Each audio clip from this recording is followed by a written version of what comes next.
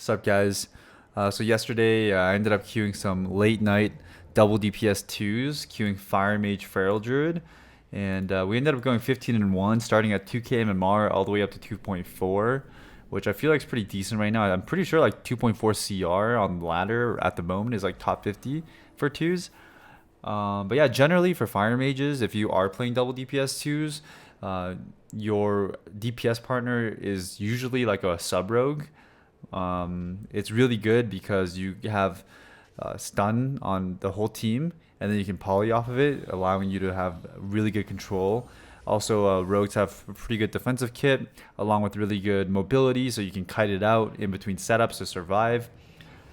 When you're playing, Mage Rogue, that's generally like the mindset is like setting up with stuns and the polys, bursting to force defensive cooldowns, and then running and surviving until your stun DRs are reset.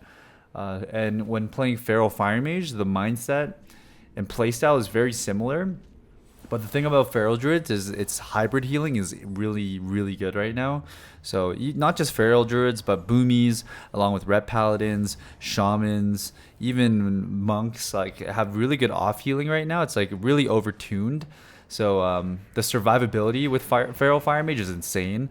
Topped with Triune Ward Legendary, allowing you to have triple shields when you apply your Blazing Barrier.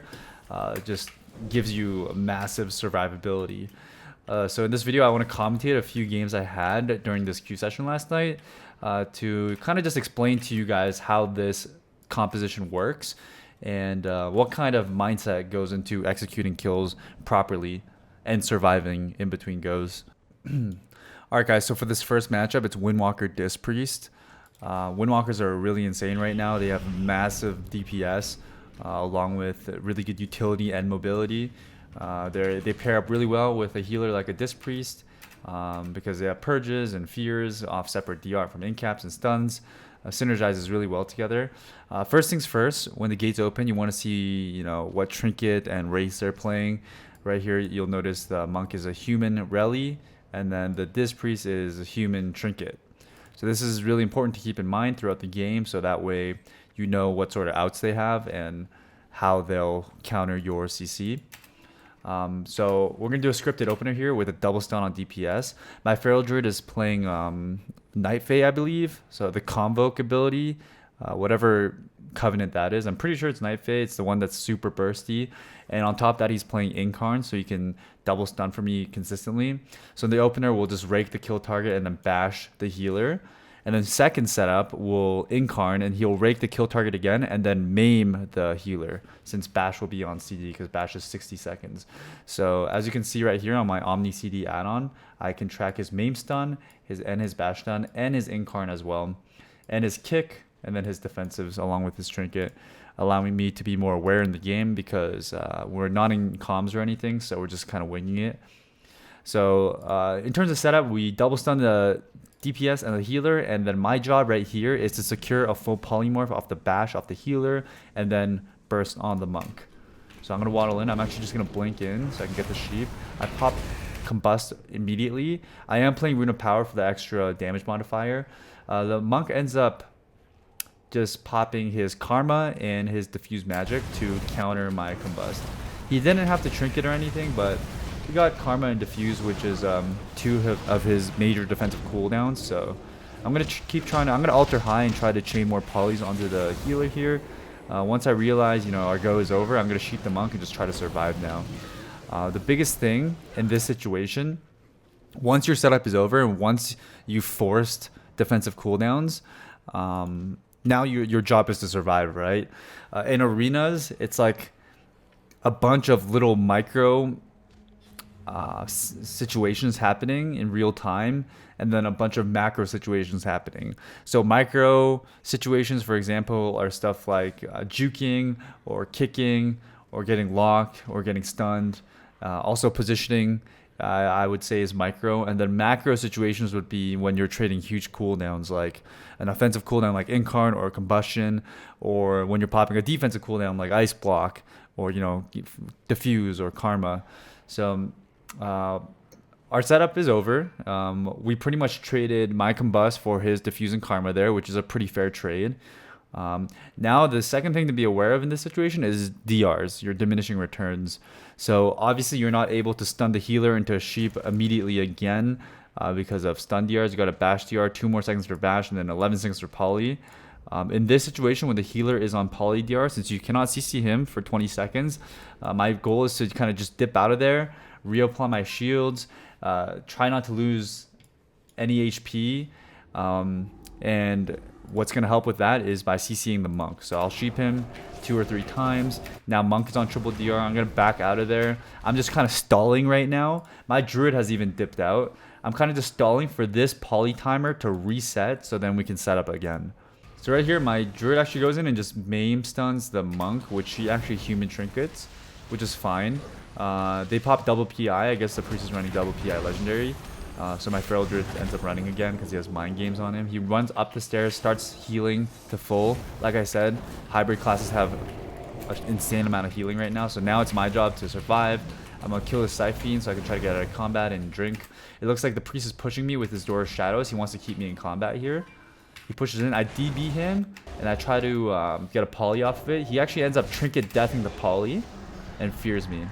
The monk also walls right here too, which my druid maim stuns. We also force PS from this maim stun because my druid is popping Convoke, which is his one shot. So now we force trinket from the priest, trinket from the monk, diffuse, karma, and PS. So that's like pretty much every cooldown in the book. So next setup is, and wall as well. So next setup is pretty much a win for us as long as we survive here. I get incapped. Right here, as you can see in the bottom left, I have Door Shadows up and Mirrors of Torment still, which I want to utilize here to land CC. So the enemy healer is coming off DRs now, which means I'm able to push in soon. I try to do an invis door dash here, but I miss it. But the door puts me in line of the priest, which allows me to start casting sheep. If you look at my omnibar here, I track death and kick, but it says they're off CD. So right here, I'm going to try to juke the death and the kick, which I do in the same cast, which is really good. Then I end up just double blinking to secure the sheep since I know the priest doesn't have fear or death. And then start pumping the monk. My feral druid vortexes them in, which is an insanely good vortex. Gets a re-stealth and rake stuns into a war stomp. I get a resheep because of that war stomp. Monk ports back to the room. I drop a meteor and we score the kill. So as you can see,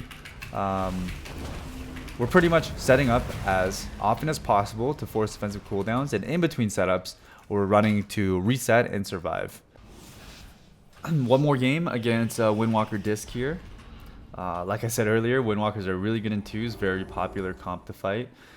Same scripted setup. We're going to try to double stun, but unfortunately my druid actually gets feared before he can land the bash on the disc. So this kind of scuffs our opener a little bit. But I noticed that they're actually double stacked here, so I'm gonna go for a blink DB into a sheep on the priest. And I want to combust here on the monk since I've landed a full sheep. But since my feral druid is all the way out in the open and still feared, he cannot connect for a stun. And even if he could, it would be a half stun because he's already raked. So combusting here, especially because I'm playing Rune of Power, would not be very wise. I wouldn't get much value out of it because this guy can just line of sight, run, align my combust. So instead I kind of wait to see what my feral is going to do. I get incapped here, which is fine with me. I'm not going to trinket that. I don't want to trinket an incap and get full swept, right? So right here, I'm actually going to drop a meteor and cast a Tinder Fireball and combust the priest to swap him. I might as well. He's right over here. I can connect to him. Monk actually ends up diffuse walling that. I guess he gets scared because he sees my combust buff. But on top of that, we're actually able to force pain suppression from the priest as well, which are 3 major cooldowns from 1 combust. That's a good trade. I'm going to pop my altar time out there. I pop my altar, I blink, and then line of sight the healer. You'll notice altar timing is really good, but if you're fighting teams or comps that have a purge, it's very important once you use altar time to line of sight as much as possible. Another reason why Triune Ward, the legendary for triple shoot, is really good because it allows you to get 3 buffs. So for them to like try to purge combust and altar, it's a lot harder. You have all this dispel protection from the Triune Ward. So not only am I line of sighting, but I have all these buffs up, which means I can get full value out of this altar time. Once again, I'm waiting for these DRs to reset so I can sheep the priest again and try to force trinkets in the next setup. That's like what's going on in my head right now. And I'm trying to not lose any HP right here. Just try to survive, live, which means cutting the monk, even sheeping the monk, and getting max value alter. So if I do get chunked down, I can always alter it back up to full HP. So I'm going to chuck some Phoenix Flames because they're not stacked. My monk DR clones... my druid DR clones a monk to peel. I sheep off of that. I alter back to full HP and reapply my Triune Ward. I actually go for a door sheep here. I noticed my feral maims the kill target, so I go for a door sheep, but unfortunately we end up overlapping with dash as well. I didn't have the door there. I could have saved it, but I end up sheeping anyways. Priest Trinket fears it, and the monk karmas as well. So we get Trinket, we get karma. Now all we have to do is go through Monk's Trinket, which he actually just trinkets there. What did he actually trinket there? Okay, I half sheep the monk to peel, and he trinkets that to chase and incaps me. So this is so good. Now they have nothing left. They have no PS, no diffuse, no karma, no trinkets, no wall. One more setup, we win. My feral is very scared though. Let me rewind here for a second.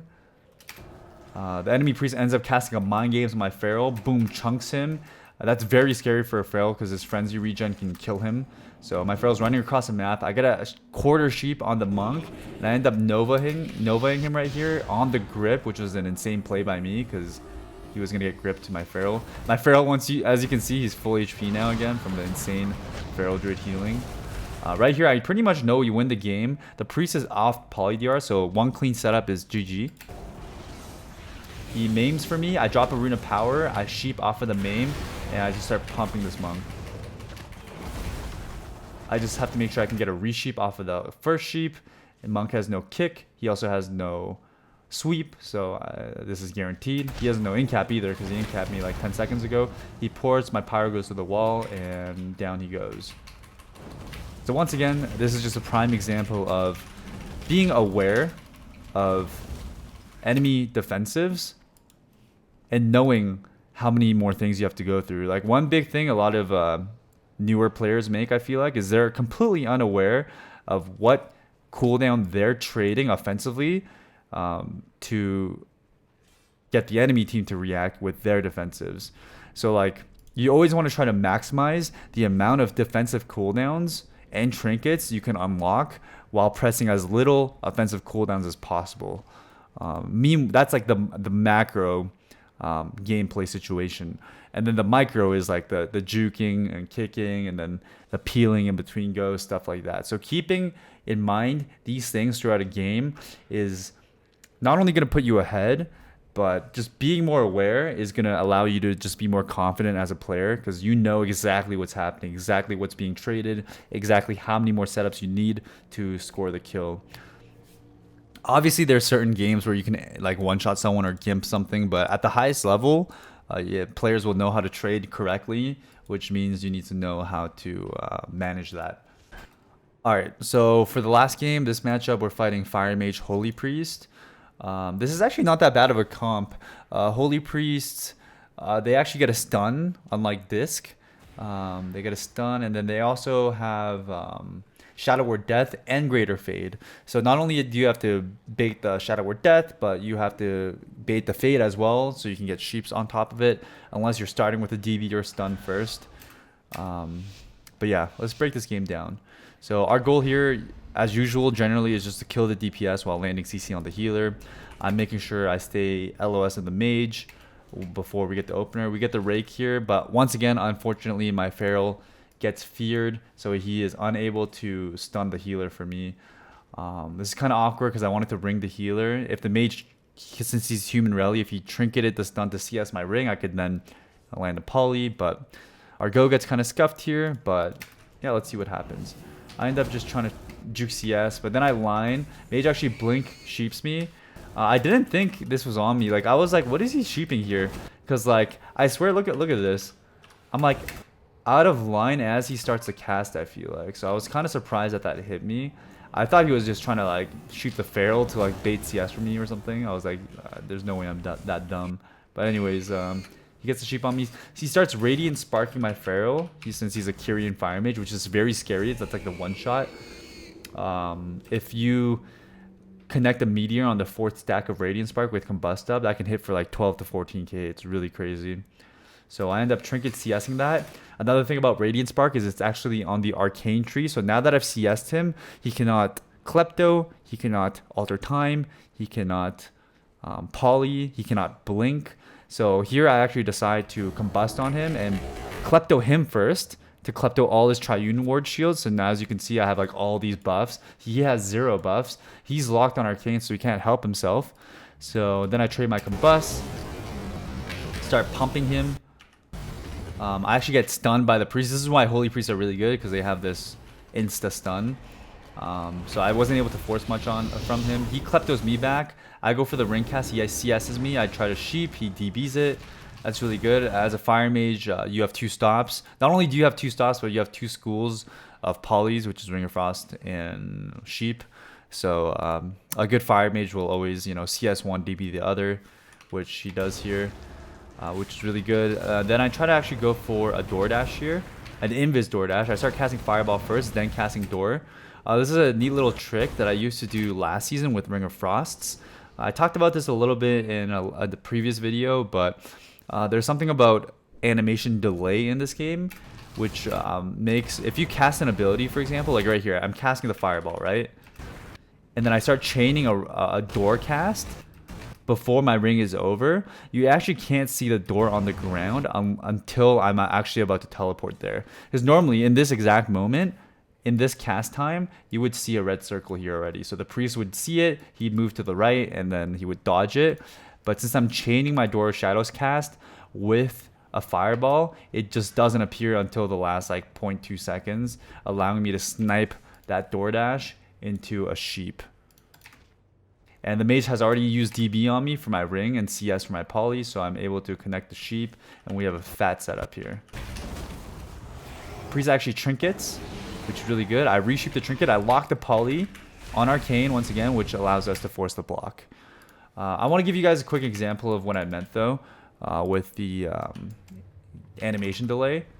So check this out. I'm going to cast my Fireball, and then I'm going to chain my Fireball into a ring, okay? Check this out. Fireball, and I cast a ring before my Fireball ends. Look at that. You don't see the ring. Normally, you see the ring instantly, right? When you cast it. But if you chain it with a Fireball or a poly, you can't see it until boom, it's about to land. So that's the reason being behind that, is because your character is still finishing the animation of the previous cast. So check this out. I'm gonna put it in slow-mo here. Look at my character. He's finishing the Fireball cast. You see that? He's still shooting the Fireball out with his hand. So then the door animation is delayed. So people say it's a bug, but I don't even think it's a bug. I just think it's just the way the animations work in this game that allows you to do that. So yeah, utilizing Ring of Frost and Door of Shadows to hit them is really good. I end up triple shooting the priest. Right here, we force block and priest trinket in one setup without even me combusting. So now I'm just gonna invis and just line of sight and just live until next go. Once again, the healer is on clone and poly DR, triple poly DR. So my goal here is to just survive until the DR is about to finish. I know my Pharaoh is probably gonna be fine here. I know he's gonna run. There's no reason to be in there, right? You're just letting them kill you. I actually come out of invis and I juke CS here. I just assume he's gonna try to do it. I actually go for the sheep on the mage before you can sheep me, and that allows me to actually bait the death. The priest has something called Shadow Work Death, which you can use to break his own sheeps. So a lot of times you have to bait that out first before you commit the sheep. But this priest ends up deathing me even though I was sheeping the mage.